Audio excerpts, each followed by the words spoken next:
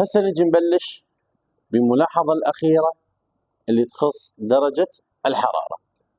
موضوع درجة الحرارة موضوع مهم ولازم تجون تركزون عليه. موضوع درجة الحرارة مزعج، على مود تجي تضبطه لازم أول شغلة تعرف إن التفاعل ماس أو بعث. خلي شوي نرجع للبداية. لو شاتلية كم شغلة تنقسم؟ شغلتين، حالة الاتزان وثابت الاتزان. احنا اخذنا حالة الاتزان اول شيء، قلنا ينقسم الى 3 شغلات اللي هي اضافة والسحب والضغط والحجم واخر شيء عامل مساعد. قلنا الاضافة والسحب اذا اضيف للمتفاعلات وين تروح؟ حسين وين يروح؟ عكس يعني وين؟ اذا اضيف للمتفاعلات وين يروح؟ زين واذا اضيف للنواتج متفاعلات. زين اذا اسحب من المتفاعلات، اذا اسحب وين؟ المتفاعلات وين يتجه؟ متفاعلات، يعني نفس الجهه المسحوب من عنده. واذا اسحب من النواتج نفس الاتجاه المسحوب من عنده اللي هي النواتج. زين اذا قال لك اعطيني السبب بالاضافه، بسبب الزياده الحاصله بالتفاعل. واذا قلت لك انطيني السبب بالسحب، بسبب النقصان الحاصل في التفاعل. الضغط والحجم اعطيتكم كلايش ثابته تعتمدون عليها، صح لو لا؟ هذين الكلايش احنا لازم نضبطه. وقلنا نعتمد على شنو بالضغط والحجم؟ على دلتا ان جي، صح لو لا؟ اذا كانت الدلتا ان جي سالبه المتفاعلات اكبر من النواتج، واذا كانت الدلتا ان جي موجبه نواتج اكبر من المتفاعلات. زين اذا كان الدلتا ان جي يساوي 0 ما ياثر اي شيء، تفاعل متزن. هسه نجي مره ثانيه على موضوعنا اللي هو موضوع لو شاتليه. موضوع اللو شاتليه قلنا ينقسم الى قسمين اللي هو حالة الاتزان وثابت، لا بعد محاضرتين، عفوا محاضرة واحدة، وثابت الاتزان. اي تعالوا حل اسئله مالنا لو شاتليه. حالة الاتزان ينقسم قلنا بالبداية الى 3 شغلات اللي هي اضافة والسحب. الشغلة الثانية ضغط وشنو؟ وحجم. واخر شيء عامل مساعد. هاي المحاضرة السابقة اخذناها. هسه ينضاف له شغلة جديدة اللي هي اسمها درجة الحرارة اللي يربط بيها ثابت الاتزان. انسان ليش ما ربط بالعامل المساعد والاضافة والسحب؟ لان هذني ما ياثرن بثابت الاتزان، بس درجة الحرارة تتاثر بثابت او تؤثر بثابت الاتزان. ايه ام عباس نفس. زين درجة الحرارة على مود تجي تضبطه لازم تضبط شغلتين. اولا اذا كان تفاعل ماس. ثانيا اذا كان تفاعل بعث. عندي كم طريقة المود اعرف ان التفاعل ماس او بعث. يعني هسه راح نجي نرجع للذكريات، ذكريات البداية، صح لو لا؟ المواضيع سهلة. زين انا شلون اعرف ان التفاعل ماس؟ شلون اعرف التفاعل بعث؟ وياي ايهم وياي اقفل الموبايل. تكتب كيمياء بدرس الكيمياء ايش بيك؟ هسه وقتها غير ضوء عليه؟ بالي عندي عدة شغلات على مود اعرف ان التفاعل ماس. راح اجي اسوي لكم اياه، اجي اسوي لكم اياه على هيئة شجرة، تمام؟ لكن خلي اكمل هذه الملاحظات البسيطة بعدين ارجع عليها، اوكي؟ عندي A زائدا B رايح جاي ينطيني 3C.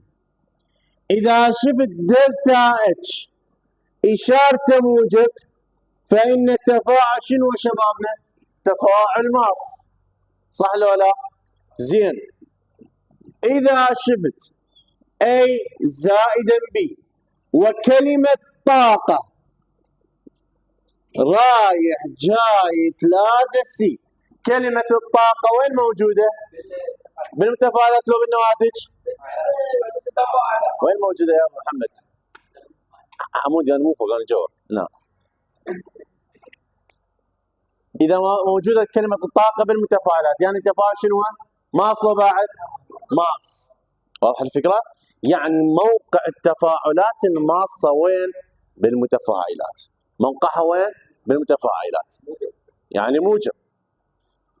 او بدال كلمة الطاقة يجيك رقم مثلا 273 رايح جاي 3C. الرقم وياه من موجود؟ ويا المتفاعلات. اذا التفاعل شنو؟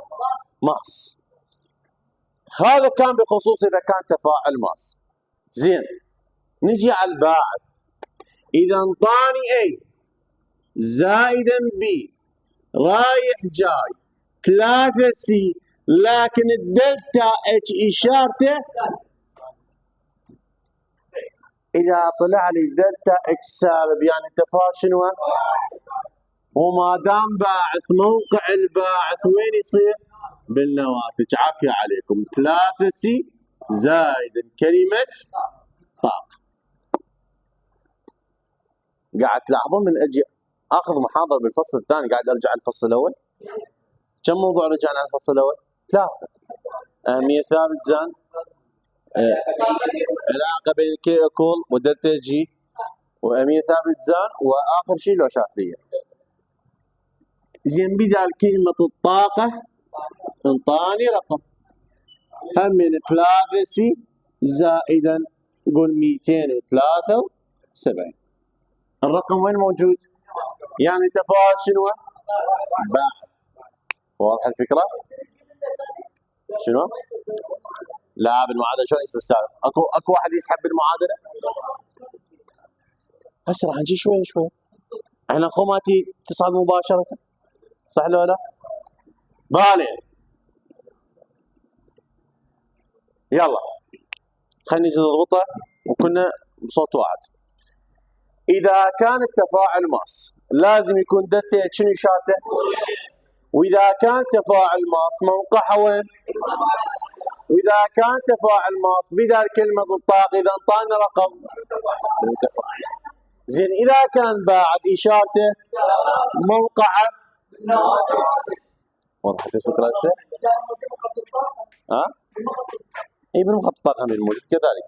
زين استاذ شنو سالفته؟ راح اجي اكتب لك اذا كان تفاعل ماس شو يصير واذا كان تفاعل باعث شو يصير. اما انت لا تدخ ولا شيء. اول شيء نبلش به اذا كان تفاعل ماس وذكر وذكر في السؤال ازدادت درجة الحرارة. إذا كان تفاعل ماس وذكر في السؤال ازدادت درجة الحرارة. زين، راح اجي اكتب المعادلة A زائدا B رايح جاي 3C، أو نجي نكتب معادلة اعتيادية 3H2 زائدا N2 رايح جاي ينطيني 2NH3. على سبيل المثال هذا التفاعل ماس. على سبيل المثال هذا التفاعل شنو؟ قال لك يا بالسؤال زيادة في درجة الحرارة. يعني لا اسمعني، إذا كان درجة الحرارة إذا قال لي تفاعل ماس وقال لي زيادة في درجة الحرارة، أول شيء موقع تفاعلات الماسة وين؟ راح تيجي تخلي لي دائرة بسيطة هنا على مود نعرف ان موقعها وين؟ بالمتفاعلات. قال لي زيادة في درجة الحرارة. زيادة في شنو؟ من اجي ازيد درجة الحرارة والتفاعل ماس وهو موقعها بالمتفاعلات راح يجي ينتقل من المتفاعلات لين زيادة درجة الحرارة. مثلا اني هسه هاي الغرفة صارت حارة، انا بجهة المتفاعلات، واضح الفكرة؟ وعندي غرفة بصفي جهة النواتج، الغرفة باردة. إذا ازدادت درجة الحرارة وين راح أجي ينتقل؟ إلى شنو؟ إلى النواتج، إلى الغرفة الثانية، صح لو لا؟ لأن ازدادت درجة الحرارة، صح لو لا؟ خليكم هنا. زين. فعند ارتفاع درجة الحرارة أغير موقعي. عند ارتفاع درجة الحرارة أغير موقعي. يعني إذا أنا موقعي بالمتفاعلات لازم وين أروح؟ زين. لا لا لا لا، من هسه اسمعني. عند زيادة درجة الحرارة، عند زيادة شنو؟ درجة الحرارة، راح أجي أنتقل من مكان إلى مكان ثاني، إلى مكان أبرد. ليش؟ لأن صار زيادة في درجة الحرارة، صح لو لا؟ زين. إذا صار بارد أبقى بنفس مكاني، صح لو لا؟ لا، أبقى نفس مكاني، أبقى نفس مكاني. يعني هو صح من النواتج المتفاعلات، لكن إذا كان تفاعل ماس وارتفعت درجة الحرارة، ركزوا، إذا كان تفاعل ماس وارتفعت درجة الحرارة راح أجي أنتقل من المتفاعلات إلى النواتج. ليش؟ لأن أنا موقعي بالمتفاعلات، لأن أنا تفاعل ماس. تمام؟ زين. هذا إذا كان ازداد درجة الحرارة. شلون أكتب الكليشة مالت الأستاذ؟ الكليشة مالت اللي أنت تكتبها عند بما أن التفاعل ماس للحرارة وازداد درجة الحرارة يتجه التفاعل نحو النواتج. نحو شنو شبابنا؟ نحو النواتج. وركزوا وياي، ما دام اتجه نحو النواتج يعني تفاعل شنو؟ ماس. هذا كان حالة الاتزان. هذا شنو؟ حالة الاتزان. هسه راح نرجع على تاب اتزان، لكن خلينا نكمل حالة الاتزان. إذا كان تفاعل ماس وذكر في السؤال انخفاض في شنو؟ في درجة الحرارة. بالي اجي انزل نفس المعادلة 3H2 زائدا N2 رايح جاي شو يعطيني؟ 2NH3. واضح شبابنا؟ موقع الماس وين؟ بالمتفاعلات يا ولد. صار ساعتين اسولف. ما لك علاقة بهذا انت. ما لك علاقة بي. هذا غير سؤال، هذا غير سؤال. اوكي؟ هنا موقع الماس دائما بالمتفاعلات. هنا الغرفة كانت حارة انتقلت من هاي الغرفة للغرفة الثانية، الغرفة الأبرد. هنا شنو صارت؟ انخفاض في درجة الحرارة. ليش أطلع من غرفتي إذا غرفتي باردة ودافية؟ صح لو لا؟ يبقى نفس الجهة. بس أنت ايش راح تكتب؟ خو ما تقول له يبقى نفس الجهة، لا، راح تيجي تقول له يتجه التفاعل من النواتج إلى المتفاعلات. يعني نعتبره بالنواتج. بالضبط. يعني أنت ايش راح تكتب لي؟ هنا كتبت لي من المتفاعلات إلى النواتج لأن تفاعل ازداد درجة الحرارة مالته. لكن هنا بما أن التفاعل ايش بيه؟ ماس للحرارة، يتجه التفاعل من أو ما يحتاج من اكتب يتجه التفاعل نحو المتفاعلات. خلص، لا تدوخ نفسك ولا تدوخني. واضحة الفكرة؟ أرجع أعيد. إذا كان تفاعل ماس وازداد درجة الحرارة، ازداد شنو؟ يتجه من المتفاعلات زين إذا ذكر بالسؤال انخفاض في درجة الحرارة من النواتج إلى المتفاعلات، يعني تبقى نفس مكانك. لا ما يصير، أنت غير لازم تحدد اتجاه التفاعل، هو لو شاتي هذا شغله تمام. ها لا يحدد لك اتجاه التفاعل، يقول لك وين يروح التفاعل وين يجي التفاعل. واضح الفكره؟ حتى بالتعريف مالته واضح هاي الشغله بالمقدمه مالته. هذا اذا كان تفاعل شنو؟ ماس. زين اذا كان تفاعل بعث، اذا كان تفاعل بعث نفس الشيء لكن عكسه بالضبط، عكسه مهما كان مهما صار شنو يعني؟ عكسه، لانه هو تفاعل البعث دائما عكس الماس بالاشاره بالعمل وكل شيء.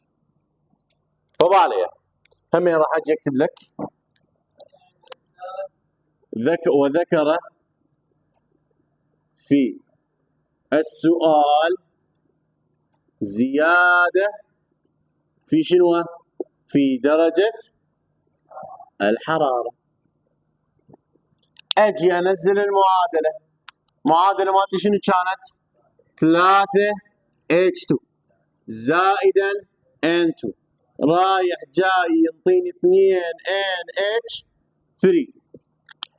هسه نجي موقع الباعث وين هسه؟ نواتج. يعني راح تجي تخلي لي دويره صغيره وين؟ بالنواتج.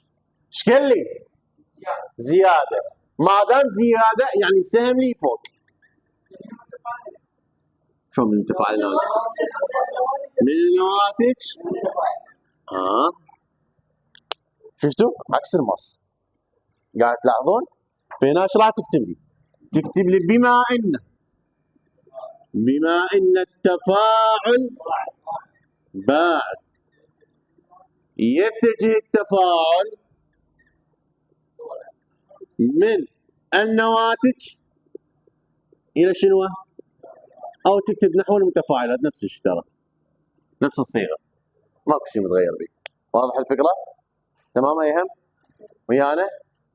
زين هذا اذا ذكر لي في السؤال زياده في درجه الحراره. زين واذا ذكر في السؤال انخفاض في شنو؟ في درجة الحرارة. هسه راح نرجع نعيد المواضيع السابقة منها، يعني راح نجي نكتب سؤال نحل المواضيع السابقة. انخفاض في درجة الحرارة همين ارجع اكتب المعادلة 3H2 زائدا N2 رايح جاي 2NH3. موقع الباعث وين؟ نواتج. عافية ركز وياي ضاع عليه، خلي افهمك القصة مالته. اني غرفتي هنا كانت حارة، وين انتقلت؟ للمتفاعلات. انا غرفتي باردة، اخواني راح يجون غرفتي، ليش؟ غرفتي باردة. واضحة الفكرة؟ فهنا انا رحت غرفة اخواني، هنا اخواني هم راح يجون بانخفاض درجة الحرارة، فهي راح يتجه من المتفاعلات الى النواتج. ويانا عبد الرحمن؟ اوف حسين، اوف يتحرش في كده بنية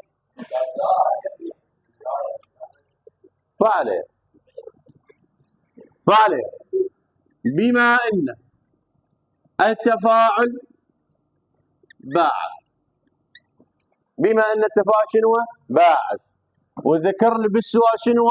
انخفاض، يتجه التفاعل من المتفاعلات الى شنو؟ الى النواتج. واذا قال لك هنا ليش بالتسخين يتجه من فلان مكان الى فلان مكان؟ بسبب زياده الحاصله في درجه الحراره. واذا ذكر لك هنا ليش اجاني؟ بسبب انخفاض في درجه الحراره. وهنا كذلك نفس الشيء. فالقصة مالتنا كانت واضحة، هاي غرفتي وهاي غرفة اخواني. غرفتي هنا عفوا غرفة اخواني. بالتفاعلات الماصة درجة الغرفة مال اخواني ازداد درجة حرارة مالتها. وين جو؟ يمي. تمام؟ لكن بنفس الشيء نفس الوقت صار تفاعل ماس، لكن شنو صار؟ انخفاض في درجة الحرارة. يعني غرفتي صارت حارة فلازم اروح وين؟ غرفة اخواني.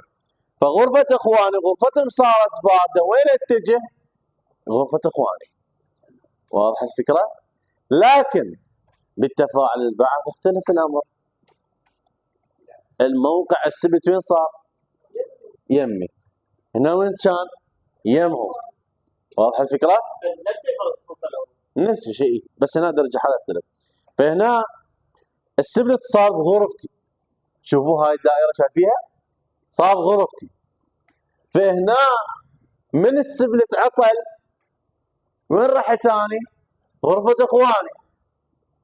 لكن من صلحت السبلت اخواني وين صاروا؟ يمي.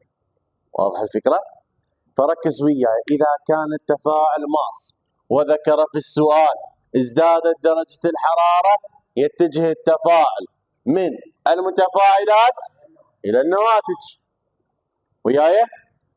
زين إذا قال لي انخفاض في درجة الحرارة والتفاعل ماس من النواتج إلى المتفاعلات. زين سؤال آخر، إذا قال لي التفاعل باعث وذكر في السؤال زيادة في درجة الحرارة من النواتج إلى متفاعلات. زين إذا كان تفاعل باعث بس ذكر انخفاض في درجة الحرارة من المتفاعلات إلى النواتج. واضح الفكرة شبابنا؟ هذا شنو كان؟ هذا كان حالة الاتزان. كان بس اتجاه تفاعل. منو بقالي؟ هو أهم شغلة هاي. أهم شغلة. يجي يقول لك ما تأثير كل من العوامل التالية على حالة الاتزان وثابت الاتزان. أنت لازم تكتب له كلها. طلعت صورتي؟ زين. هنا ورا ما كملنا هذول كلها. كام؟ زين شبابنا. هسه احنا ورا ما كملنا هذا وصلنا إلى ثابت الاتزان اللي هي كي اكو. الكي اكو او ثابت الاتزان اما يزداد او يقل، ماكو غيره. ايش وقت يزداد وايش وقت يقل؟ يزداد راح اعطيك المختصر مالته تعرف العكس مالته مباشره.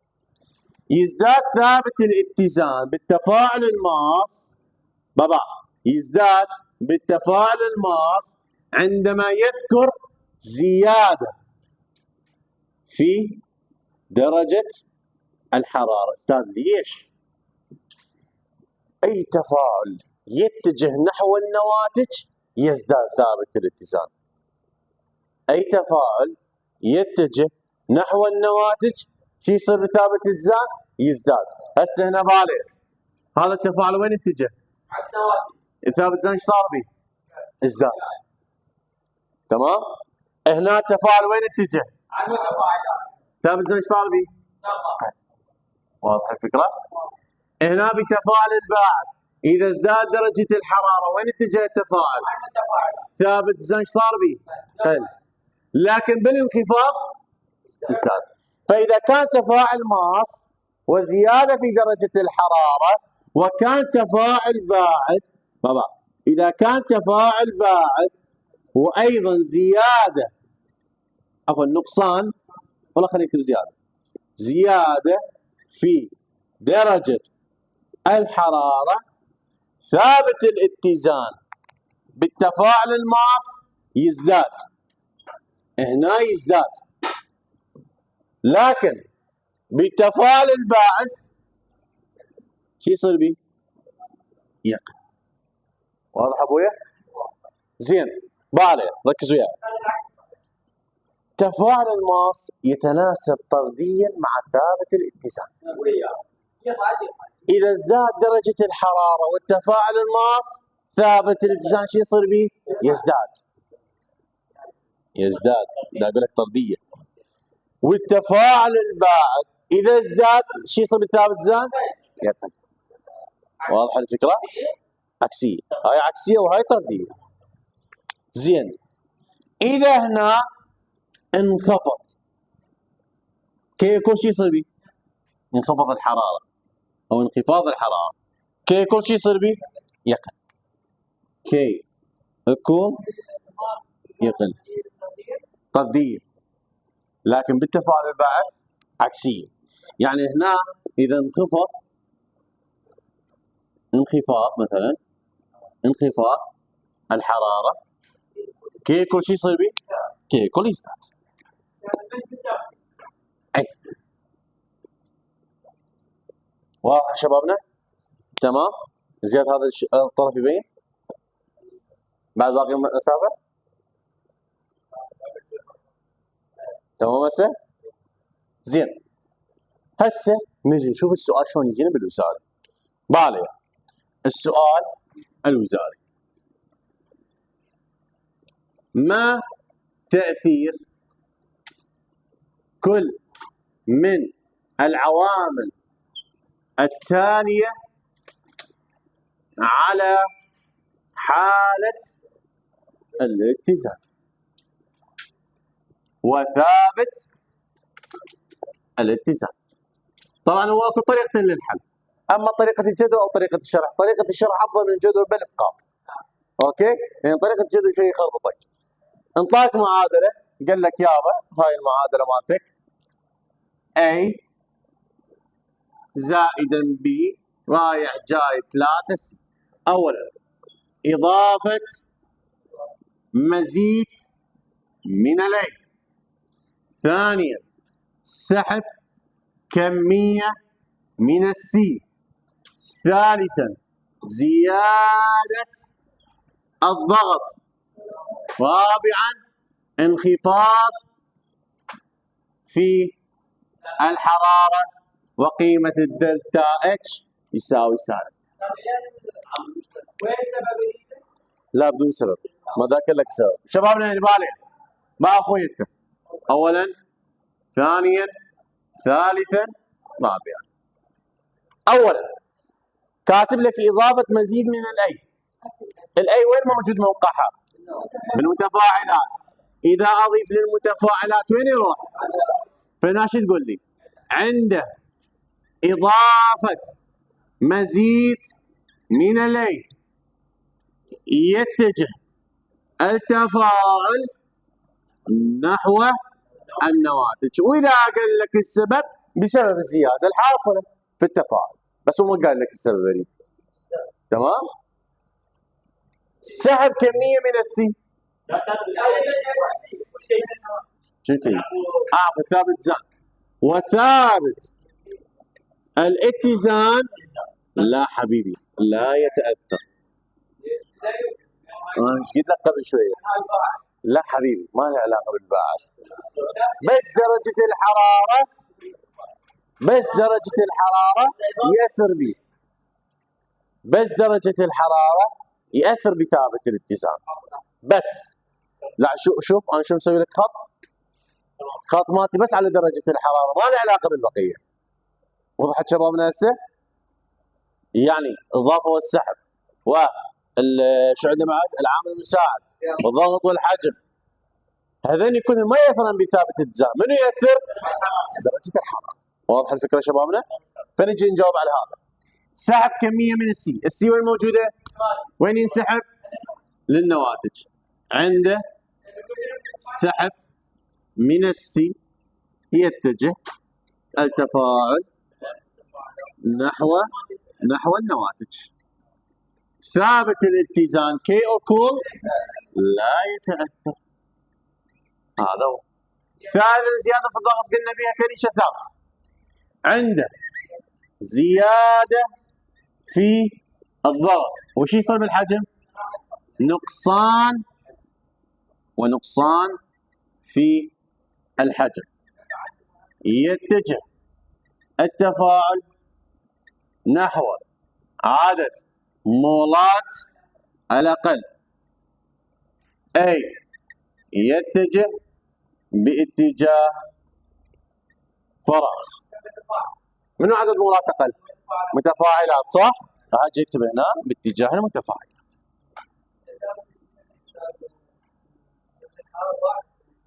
هسه راح نجي من هسه نجي انخفاض في الحراره. انخفاض في الحراره عليه من نركز؟ ها؟ انخفاض في الحراره عليه من نركز هسه؟ درجه الحراره اعتمد على دلتا اتش.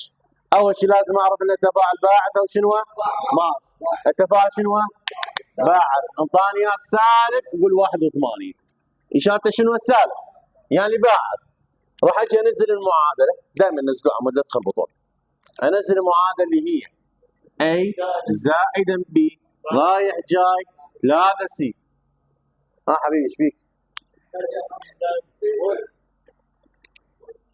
بالي شغل ارجل ميكانيكي يمشي بوري. بالي تفاعل باعث وماس وين موقعها؟ بالنواتج. ايش كتب لي هنا؟ انخفاض في الحراره من المتفاعلات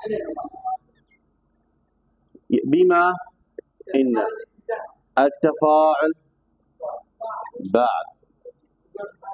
يتجه التفاعل نحو النواتج وثابت الاتزان يزداد لو يقل؟ يزداد لو يقل؟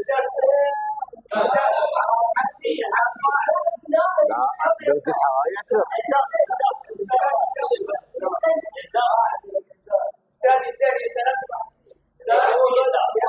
اي تفاعل باعث قال لك انخفاض يزداد. اي انا قلت لك لين يتجه التفاعل من المتفاعلات. اي وضحت الفكره شبابنا؟ هاي كانت محاضره رقم 10 من محاضرات فصل الثاني. بقى لنا ان شاء الله محاضره واحده ونختم كله. ها؟ خلص.